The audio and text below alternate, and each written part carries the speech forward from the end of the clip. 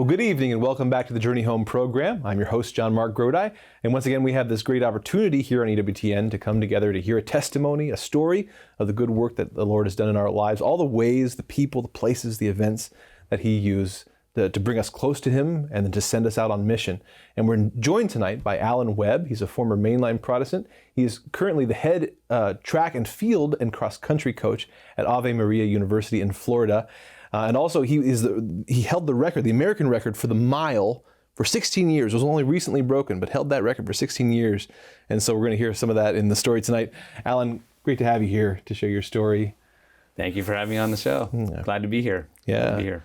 Appreciate your sharing the story, but also your work there at the university, training up people. And again, I'm excited to hear the rest. I mean, we have the spiritual journey, how you became Catholic, but also a lot of other neat stuff in your story as well about running. And I'm sure we'll talk a bit at the end about kind of the body and mind and spirit, how we are embodied humans and training up in that way. So great to have you here. Yeah, thanks again for having me. Thank you so much. And just glad to be able to just tell my story to help maybe draw somebody else into the church or deeper into the church. Right. I think that I'm as a convert from the mainline Protestant, but I feel like now that I'm within the church, there's sort of a daily calling to reconvert consistently. Yeah. So that's good. That reminder that we all need. So wonderful. Well, go back to the beginning. Where does it all begin for you? Well, it began in the Episcopal Church. I was baptized in the Episcopal Church as an infant, and my family spent I'd say the beginning of my childhood in the Episcopal Church, but then eventually in late elementary school, we changed to start attending a multi-denominational church. Had your family been Episcopal for a while in terms of generations? My mom grew up in the Episcopal Church, and my dad grew up in the Methodist Church. And so the church that I went through, their version of a confirmation was this multi-denominational church that included the Methodist, So the name of the church was the United Christian Parish, and we were members simultaneously with the Methodist Church, the Presbyterian Church, the United Church of Christ, and the Disciples of Christ. I guess I was first of all grateful, and still am very grateful that the seeds were planted there, right. And I was baptized, and I have a strong appreciation for my parents for having that being part of my life, and having that there. And I would say that we went to church, I'd probably say a lot of weeks, it wasn't, super disciplined as a Catholic should be. But it was there. And so I appreciate that. We did celebrate Christmas and Easter. So those things were there. But as you can hear me describe it, it was sort of inconsistent in the liturgy, Sure. and being specifically Catholic. So I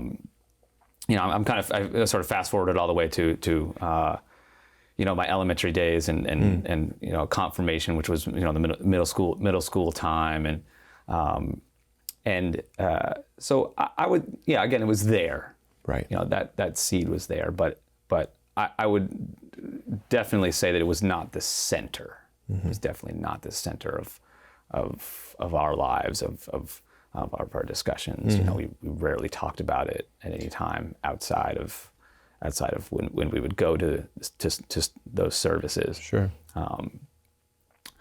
And it kind of matched my own sort of feelings about it. Like if I ever talked about it with my friends, it would sort of just be kind of a passing thing, or inconsistent with any ability to really describe what I believed in. Like, well, what do you believe in? They're like, oh, well, we celebrate Christmas, and yeah, I guess I believe in God. But I didn't really have any true deep convictions there. Was that sense of again, not really having firm roots in a particular belief, was that affected or increased by the what does a multi-denominational parish look like? The fact that they were all, did they worship together? Were there different services, or what did that look like? Well, they did have one service on that particular day, okay. but for example, like when we'd approach their version of communion, like 1 week we would be the Presbyterian version of it, and then the other week would be a Methodist version of it, and then another week might be a Disciples of Christ version of it, and. Okay. I never really knew, the pattern of that, but occasionally it would change, so the consistency was that it was one building. We had, it was like 11 o'clock. Right. Everybody was that was it. That was it. Sure. And from a moral construct perspective, I think that. Everybody agreed on sort of the general concept, the general ideas that come from Christianity. That the moral aspect. That part was there. And the love of Jesus, love of Scripture. I'm sure. Correct. Those types of things were there. Yeah. But sort of the finer points, as you sort of dug deeper, were not. Mm-hmm. And I at that time I was sort of too young to really understand like how that might affect somebody. Right. Only later, in sort of adulthood when I'm sort of maybe because of my own personal struggles and sort of the searching for the truth. I realized, oh well, maybe that was why I was acting the way I was, because I didn't have these convictions, or I wasn't motivated to live morally, because I didn't have that. I didn't have that rock to hold on to push against, so it.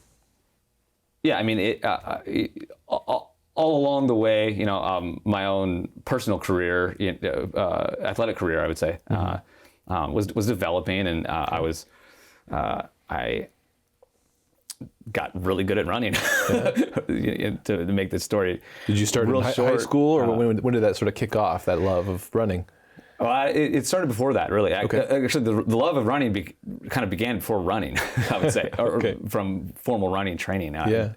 I was a swimmer, and I played soccer, and I played basketball up until high school. And I sort of did what I'd call hidden training, is what I tell all the high school athletes that I did before I got to high school. I did a lot, I'd say pretty high level, intense swimming training. And I played soccer. And so I was fast enough, I would say. I wasn't the fastest kid, but I was fast enough to not get run off the field in the soccer games. So it kind of made sense that I was a middle distance runner, a miler, because I wasn't fast enough to run with the sprinters, but I could hang out with them a little bit, and I wasn't really the true sense of the word distance guy, but right smack in the middle was where I did the best, but I had a lot of success once I started competing more formally in high school, and I just felt it gave me confidence, and it just I was the world, so to speak, was sort of rewarding me for some of the work that I did, and I just kept progressing, getting better and better. I had amazing coaches that helped me along the way, that guided me to do the right training. And before I knew it, by the end of my high school career, I set the high school national record in the mile, and at that point it sort of made me made me famous in the track and field, at least in the track and field. Right. Somebody on this show might be learning about me but in that small sort of the bubble, I would say. Sure. People know who I was, but for everybody else, I was just another 5'9", average height and weight guy that walks around. And it took me a lot of places. I got to be able to travel the world to compete. I competed in the Olympic Games in 2004. That was a lifetime goal of mine to qualify for the Olympic team. And so I would say I felt like I accomplished a lot. I was, I always wanted more. And that's sort of, I guess, the danger of really any secular vocation is to never be satisfied. You always want more money, you always want more victories, always want more records. And that was definitely me. And I would say there was times when I wasn't as grateful as I should have been. And I guess the athletic part, leads into, and I'd say parallels the spiritual part, because of what I just said, is that it left me empty. It left me I was never satisfied. Right. And I can guarantee that every athlete out there that's listening to this knows exactly what I'm talking about. Right. You always want another Super Bowl, another World Series, or another gold medal, or another record. It's sort of it's part of our our original sin to kind of to always want that. And even when we have a veneer of the faith, when we have sort of a surface level faith, we may not have enough for us to really contextualize those other parts of our life, and so they can easily become an idol, right? Mm-hmm. I don't really have Christ as the Lord of my life. I don't really see how, like, the meaning and purpose, the call of my life. And so it's hard not to drift into these other things that seem to give meaning and purpose, and drive for what I do. You're right. And track and field, and really any Olympic sport for that matter is a really, really easy one to pick on. Because Scripture talks about these idols of gold, silver, and bronze, right. And those are the ones that they give out. And so it's so, I can pick on myself, because that was me, making these idols, mm-hmm. and sort of worshiping that as your God, right. And that really is my biggest regret of looking back on my own career, is that was the idol of my life. That was the center, mm-hmm. even though I did go to these Protestant services, and that it was there, but that Christ was in the peripherals, mm-hmm. for sure. Okay. He was not the center. Okay. The sport was the idol. Mm. That was it. That was the mistake. Training theory and whether or not you did the right workouts, and the nutrition could have been better, or could I have done things differently in that way? Those arguments are sort of a different category. And we could have made some tweaks there too, in terms of being successful on the track. But the big regret was that Christ was not the center of my life. Mm-hmm. He was not the center of my life. Mm-hmm.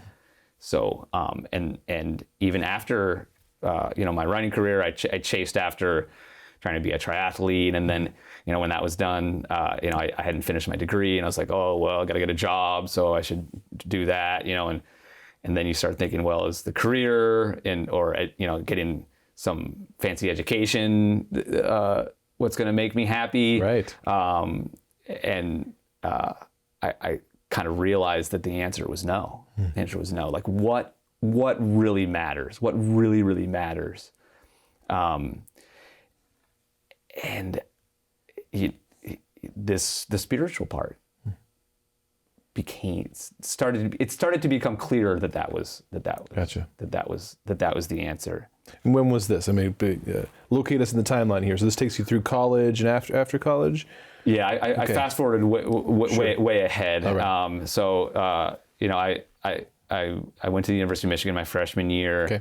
I left Michigan because I was frustrated with some injuries, and then during my fastest years, I would say, uh-huh. Which included 2004, the Olympic year, and then when I set the American record. Mm-hmm.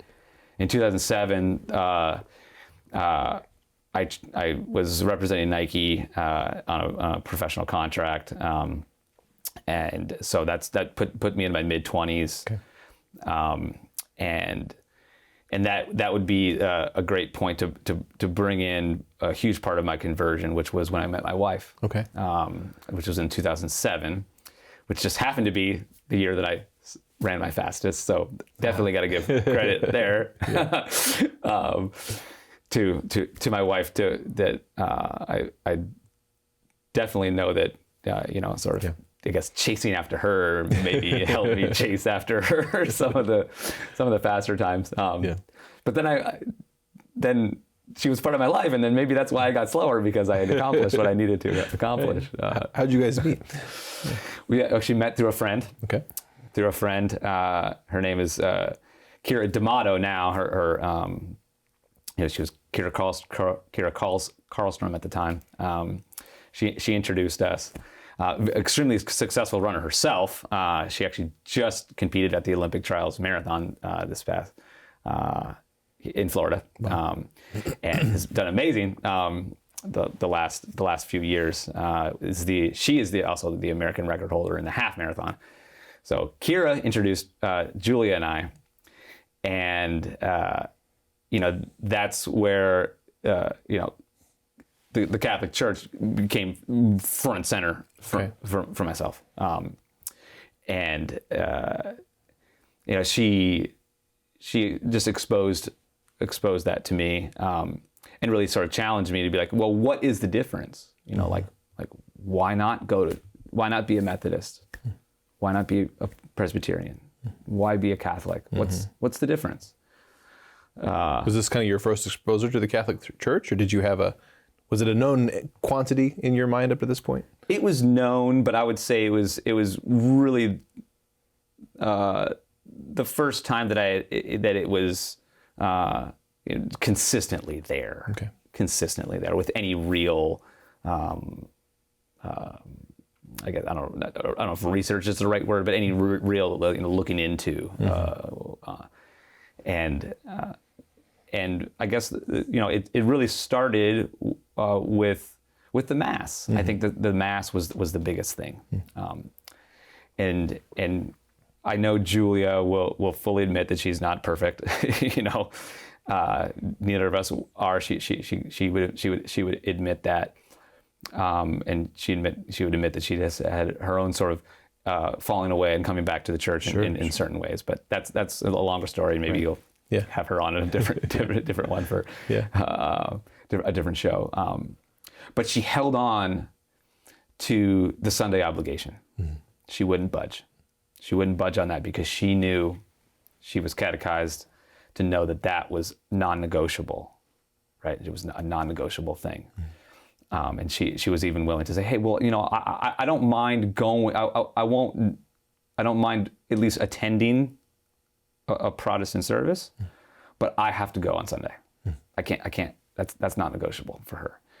And that's when some of the theological discussions kind of came up with us. And her family, she was a cradle Catholic herself, and so some of those discussions started to come up. And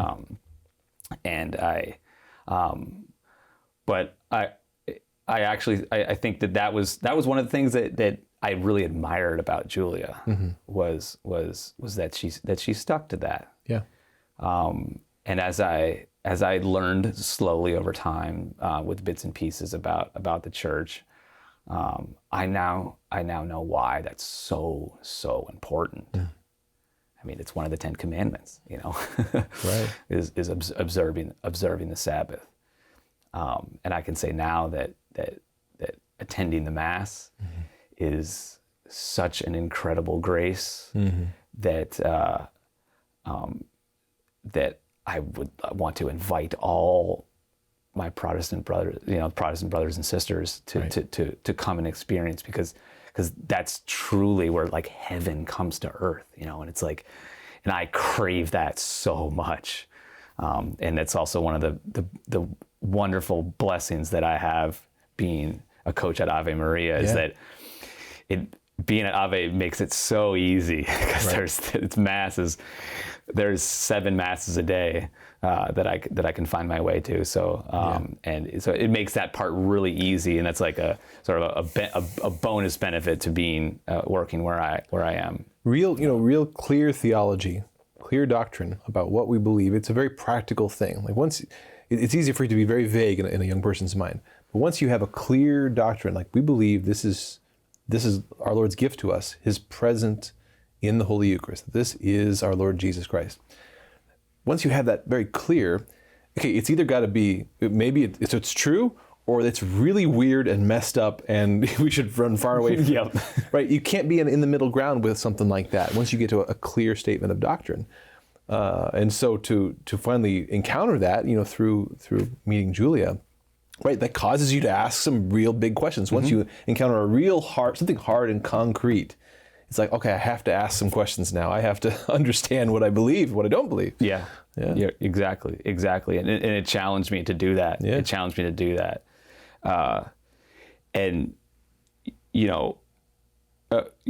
Before I kind of go back to the specifics of kind of how I kind of got to that point a little better, I'll just say that to kind of make that athletic parallel there, and just to encourage the athletes and non-athletes alike. I brought up earlier that sort of the idol of the victory, or the idol of the medal, or the record. So many times I can go to Mass and say, I can get something that's better than that every single day, and it's free. Right? Something that's more valuable than all the material world, including any medal or victory that you can get. You get that at the Mass. It's there. It's Christ's presence in the Eucharist, right? He's there, and you can have that. It's available. It's available, and it's there for everybody. If you prepare for that, and you go there in a worthy way. And so, just from a motivation standpoint, to just like sort of inspire, hopefully I'm trying to coach, coach myself. I try to do that, but then kind of share that with everybody else. Right. But I guess we're on the show is called The Journey Home. So where did that journey? How did that journey progress? Well, I learned a little more, just more and more about the church. I came into the church in 2017. So I'd known Julie for 10 years. It took me 10 years. So it wasn't right away. It wasn't some like super fast conversion. It was slow. And I think that story is important, because I feel like a lot of people, you hear sort of more fantastic stories of conversion, where it was like this moment where they walked out the door and something was, whatever. Yeah. It wasn't that way. It was not that way. And I feel like a lot of people will find themselves in that more natural, slower process. Right. I'm sorry, I didn't mean to interrupt here. But this is actually, let's finish the thought, but this would actually be a good place to take a break, because we can come back and then you can walk us through that longer process. Sure. But as you were saying, like that journeys come in all shapes and sizes. Some people do have this St. Paul moment, they get knocked down and their life changes. But for many people, it's more, God works on us slowly over time, right? Absolutely. Yeah. Absolutely. All right. Okay, well, let's take a little break and we'll be back, and you can walk us through all that. So again, we'll be back in just a couple minutes to hear the rest of Alan's story. I want to remind you that if you go to chnetwork.org/story, we have a whole archive of Journey Home episodes, written stories, short videos, all manner of testimonies from people of every different background who, through God's grace and mercy, have found their way home to the Catholic Church. And so if you search there, you'll find someone who probably looks and sounds a little bit like you, and it would be helpful to hear their testimony, hear what God did in their life. So check that out at chnetwork.org. Again, we'll be back in just a couple minutes to hear the rest of Alan's story. See you then.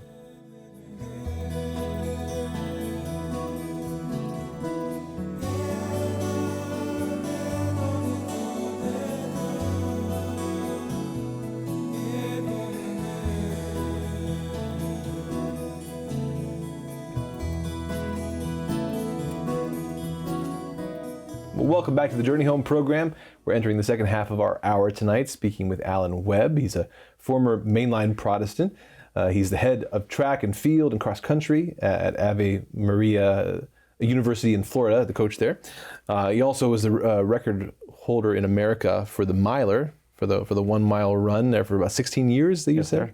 Yes. Pretty amazing stuff. And so when we left off, I had to interrupt you there because you were going to tell the rest of the story after, as so often happens, you met a Catholic girl, and in the midst of your running career, you talked a little bit about, wrestling with kind of the idol that can, something like that can become, especially when you don't really have your roots planted firmly in Christ. You don't really know where that is.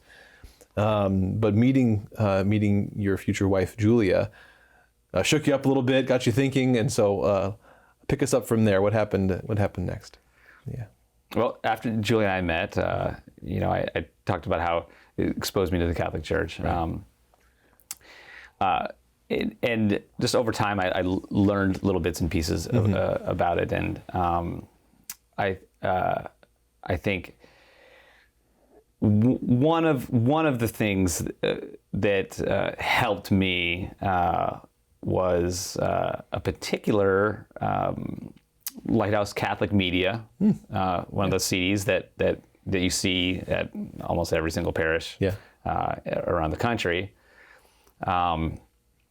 They put out it was called "Why the Church Still Matters," and it was actually a compilation of talks that it's sort of like an all-star collection of talks, and I really think that there was 3 of those that really stood out to me, that were a really great progression to kind of sort of walk myself through, or help me walk through why.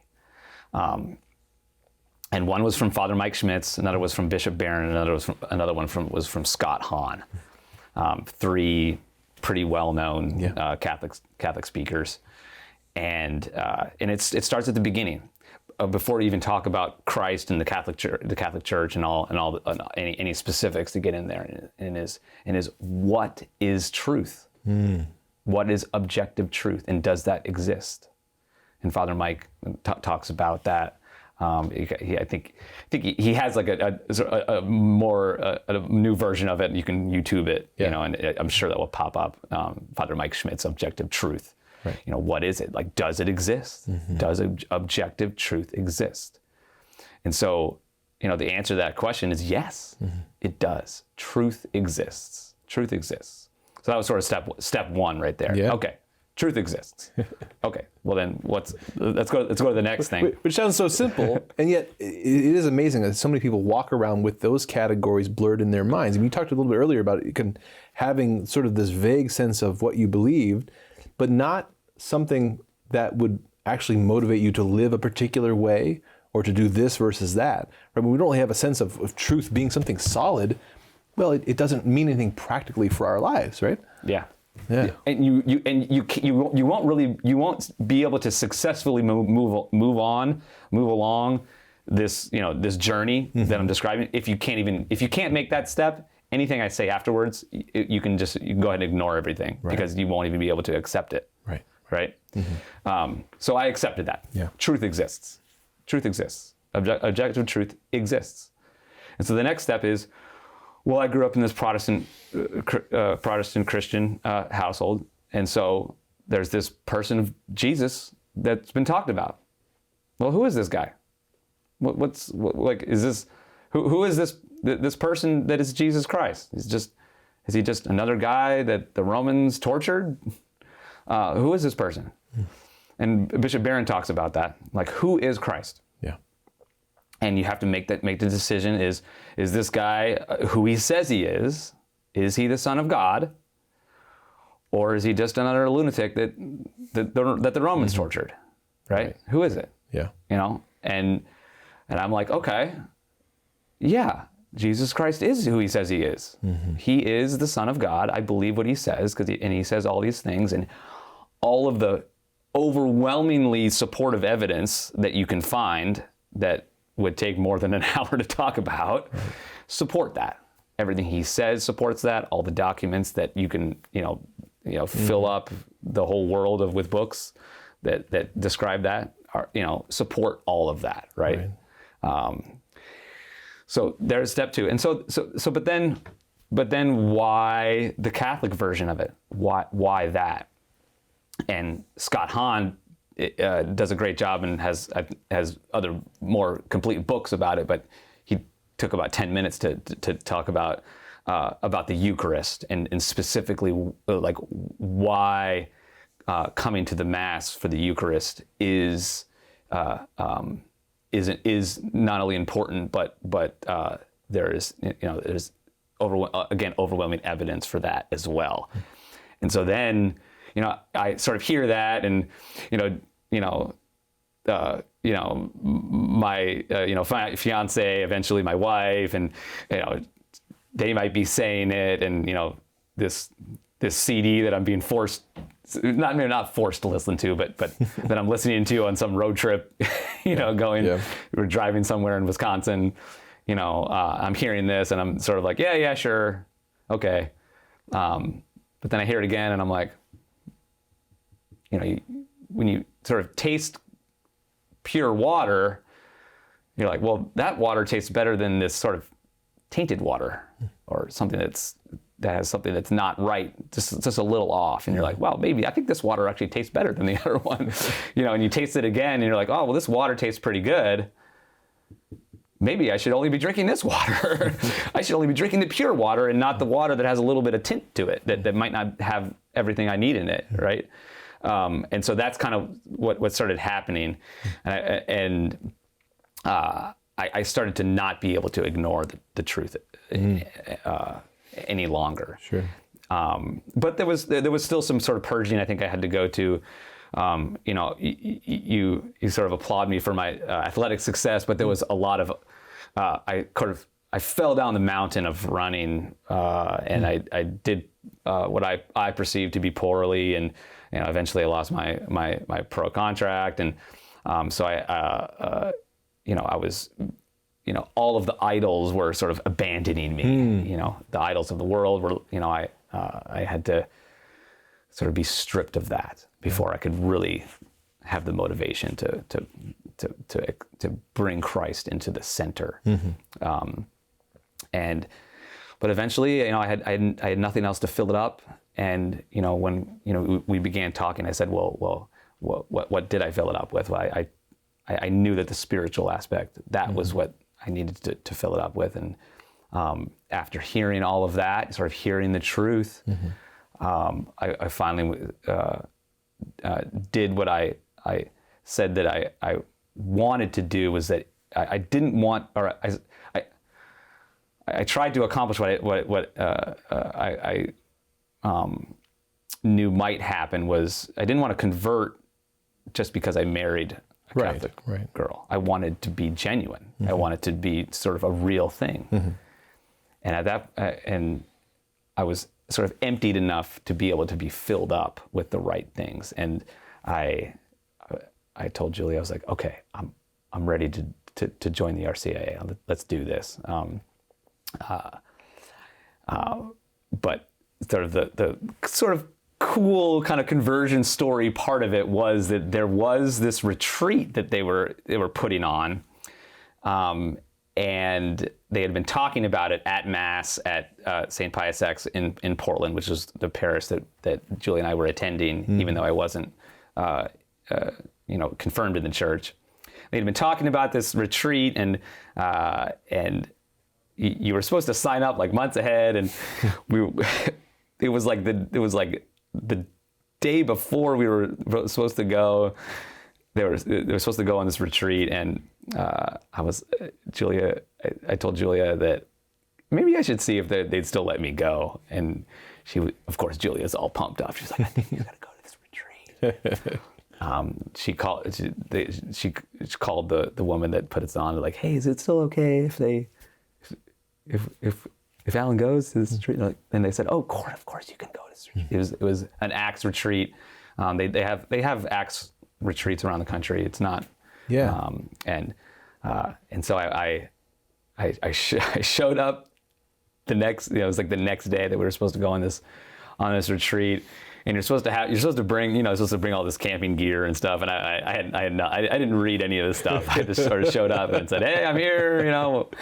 What do I do?" And of course, it just happened that a seminarian who was a deacon becoming a priest just happened to be there, and no other year had anybody brought an extra sleeping bag except for this time. He just happened to bring an extra one just because he said, "I don't know if somebody's going to need it," but I didn't bring one. If he didn't bring that sleeping bag, I would have been sleeping on a cot with nothing. So that was sort of one sign to me that, hey, keep going, Alan, you're doing great. And I met my confirmation sponsor there. His name is John Curran. And actually it was really awesome because when I came into the studio today, they have all these Catholic books, and one of them was Born Fundamentalist, Born Again Catholic, which was a book that John lent to me to read during my RCIA. It's a great book. Yeah, it's a fantastic book. I think even Catholics should read it just to kind of sort of review why you're doing the things that you're doing. And then anybody who's interested in learning about the Catholic Church, I think David Curry does a fantastic job of just step by step, in a similar way that those three other men did.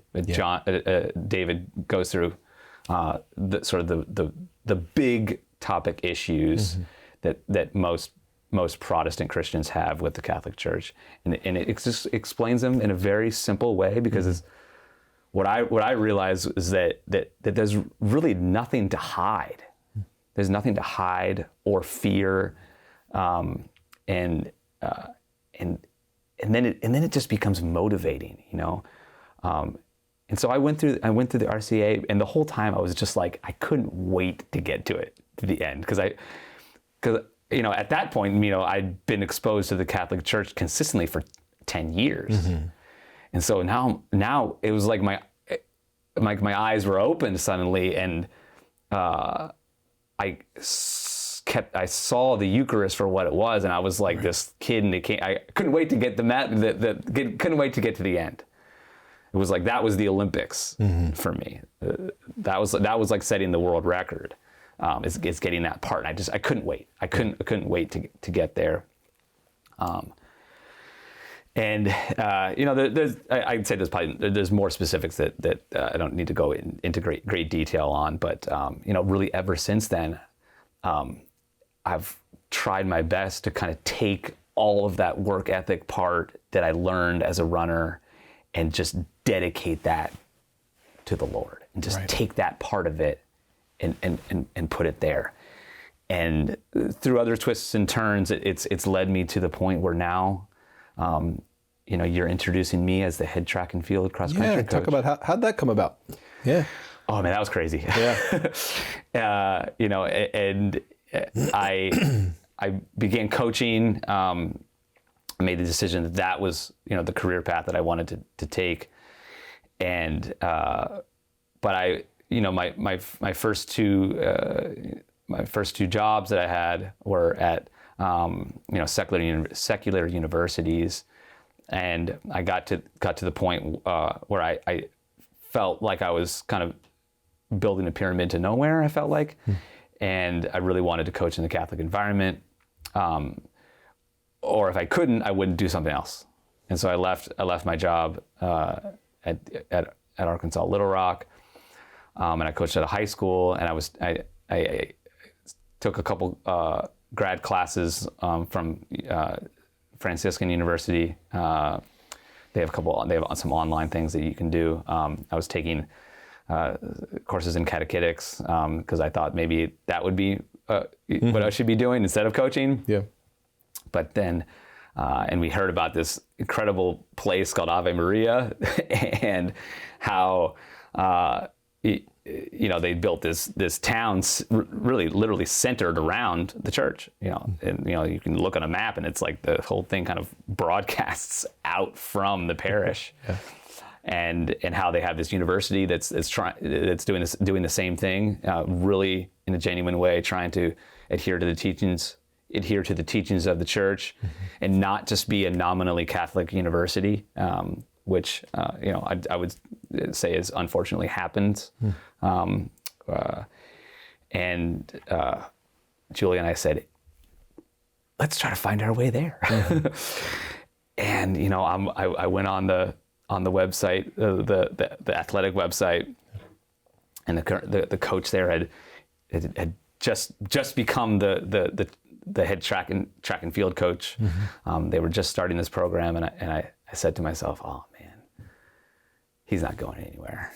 People that get a job like that, even if they leave, it won't be for a little while. But I still tried my best. I sent an email to Father Vidal, the priest, and said, hey, if you're looking for anybody that might be a religious education, I'm here for you. Here's my resume. Yeah. Was very short when it came to the Catholic aspect of it, but I tried to offer up my my successes and track to that, and it turned out that like 3 months later, the former coach decided to leave, and I had reached out to him, Brian Glassy, to and said, hey, if I find my way to Ave, I'll volunteer for you. But he said he was leaving, and he wanted to recommend me for the job. When our athletic director, Joe Patterson, knew that Brian was going to leave, his wife mentioned it to Father Vidal, and she told him that he had gotten an email from me, and how that would make sense, somebody with track and field coaching experience. Right. And before I know it, I was on a plane with my oldest daughter to go visit Ave, so that she could see the Catholic school that she now goes to. And I've been coaching there. This is my second year. And we've got the track team going, which they hadn't had. It was just cross country only, so it helped restart the track and field program. And I get to coach at a place where there's Catholic masses 3 times a day at the parish, 4 times a day on campus. Then there's also the Donahue Mass at the Donahue Academy, which because my kids go there, I can go there, and just from a matter of convenience, it's much easier to kind of practice the Christian lifestyle, and it's more full, in a more full way, and that it makes it really, really fun to try to execute the challenge of integrating sort of excellence in something that's temporal, like sports, and living the Christian life. Yes. Because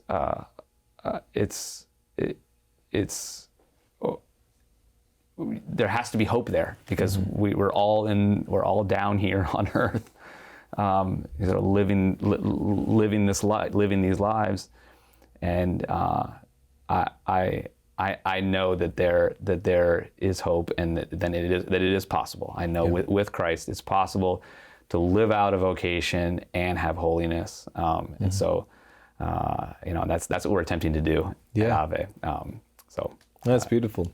We have about 10 minutes left. I want to circle back around a number of neat things from your story, Alan, and thank you so much for sharing it and walking us through the thought process and everything. What you were just talking about there at the end.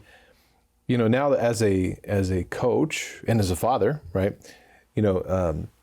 Talk a little bit about, from your experience. You mentioned some of the pitfalls of something like sports, right? As a competitor with our faith. But obviously you're coaching it now, and you have children, you have students. And so obviously there's a good element to it of integrating it with the faith. Talk a little bit about the potential pitfalls, but also the ways in which, again, pursuing that excellence is not just compatible, but something that can be helpful in our life of faith. Any thoughts on that? Yeah. I think that at the highest, the pitfalls would be that is is what you're doing drawing you away from living the Christian life? Mm-hmm. Is it causing you to make morally poor choices? Is it preventing you from, for example, attending Mass? Are you not adhering to the Sunday obligation because of whatever? You know, what are you doing there?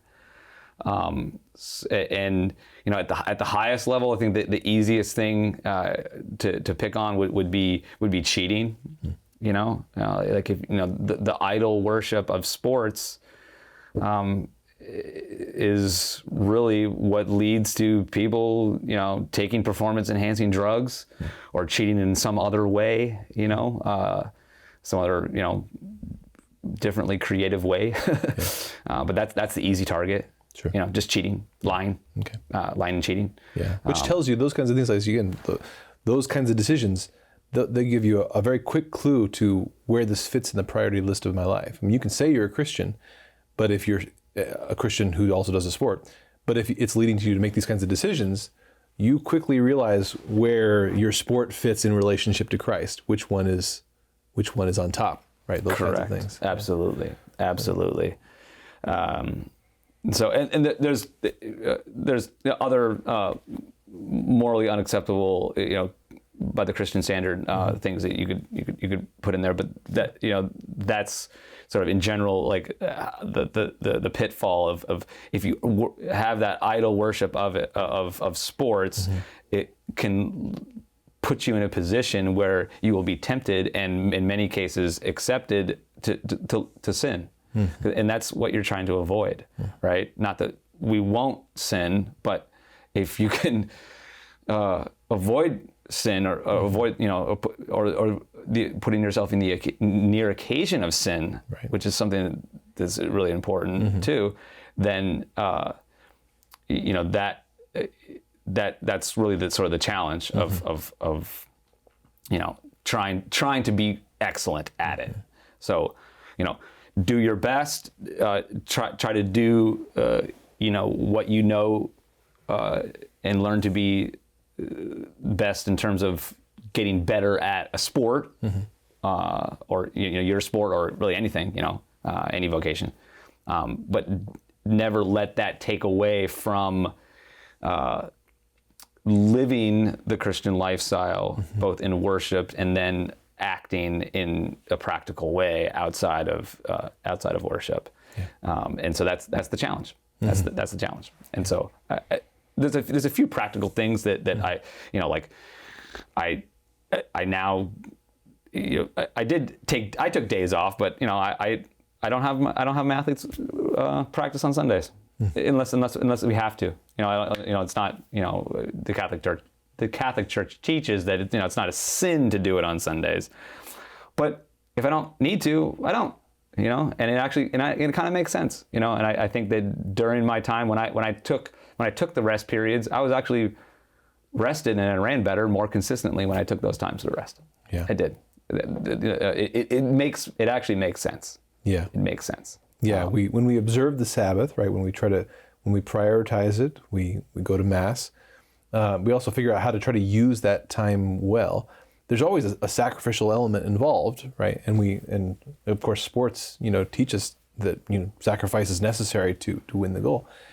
The sacrifice of the Sabbath, you know, making intentional decisions about how to use that time, that really helps us again to clarify which one is on top. Am I the Lord of my life, or is Christ, right? Mm-hmm. And whenever we make a little sacrifice of that sort, it clarifies our priority list. You know, we get real clear on which one is on top. And so it's a great practice for people to start looking at that Sabbath. How can I prioritize it? And even, again, with my work or my sport, you know, making intentional decisions to put Christ first there, that's a big part of that journey of continuing to let it go from my head to my heart to really living out the faith. Mm-hmm. Yeah, absolutely. And it helps you. It just helps you, like I said, number one, perform better. You know, if you're an athlete, in my professional opinion, from an athletic standpoint, mm-hmm. But then also perform better in your daily life.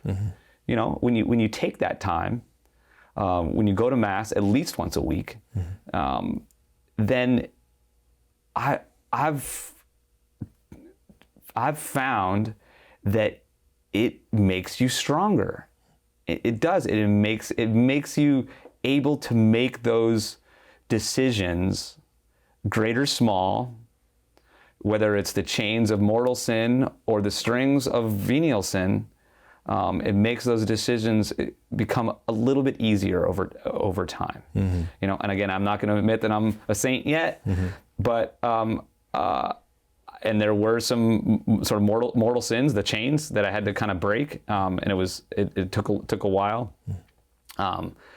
but it does get better, you know, and it does get better, and then it feels better too, and I've almost noticed from a physical standpoint, like if I can make it to Mass, I feel calmer during the day. I feel like I'm a little more even keeled from the physical parts of it. I even think it controls my hunger sometimes. You know, I'm like, I suddenly, you know, you don't have like the sugar cravings as much. You know, it's like it kind of smooths you out a little bit. Yeah. And if you notice that, and you become aware of that, then it feels like, to me, it's just God's way of kind of whispering, like whispering there to me in the background, just in just this calm way of and calm encouragement, I would say. Yeah. So I'd say that those, you know, some of the pitfalls, but then I think that there's definitely a high benefit from it. From an athletics perspective, number one, I think that it really teaches you to treat your body as the temple. You know, because our bodies are the temple of the Holy Spirit, and so what athletics does is that in a very refined way, it teaches you how your body functions and how it functions at the highest level. Because if you're off, you might not get the gold medal. You might get the silver medal. So it teaches you how to really care for your body very, very specifically. And so that's one thing it teaches you. And then it can help you transition some of the work ethic that you put into being athletically great to spiritually great, you know. And so this joke about with my runner friends about how the rosary is like an easy run, like the recovery run. You don't have to think too hard about it. You can do it every day. Sometimes you're not motivated, and you start it, and you're kind of, you know, like say, oh, do I have time to do this, or do I really want to do this? But by the time you finish it, you feel a little better. And so sort of the workout part, right? You know, if you can pray the rosary every day, if you can go to daily Mass, go to Mass on Sunday, and go to confession once a month, that's kind of your workout plan. Yeah. If you can do those things, then you're winning. That's I took that from Tom Monahan. That was the Monahan challenge. Nice. He told the graduates of Ave Maria that if you can do those things, then you're winning. That's really good.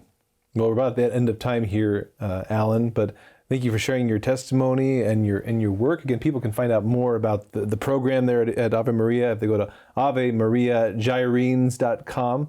And so we'll have that up on the screen that people can check that out. Your work there, I know that you guys are getting ready to build a new track, and so we're praying for you and for your work with the students there. So, well, thank you for having me. I really appreciate the time. Thanks for being here.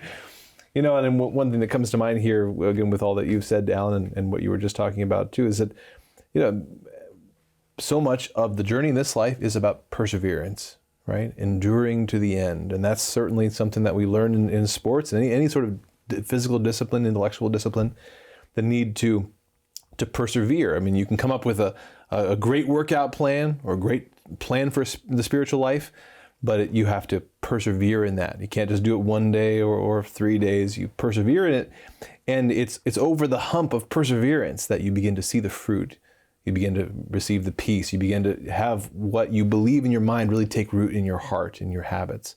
And so thank you for the good word today, encouraging us to persevere, Alan. And thank you for being here for this episode of the Journey Home program. I pray that Alan's story was an inspiration to you to keep running the race. Remember that you are on a journey, whether you're someone who's looking into the Catholic Church, asking questions, perhaps in RCIA, or if you're a lifelong Catholic, remember we're all on a journey and we have to persevere in faith, hope, and charity. So let's do it together. Let's pray for each other, and we'll be back again next week with another story. Until then, God bless.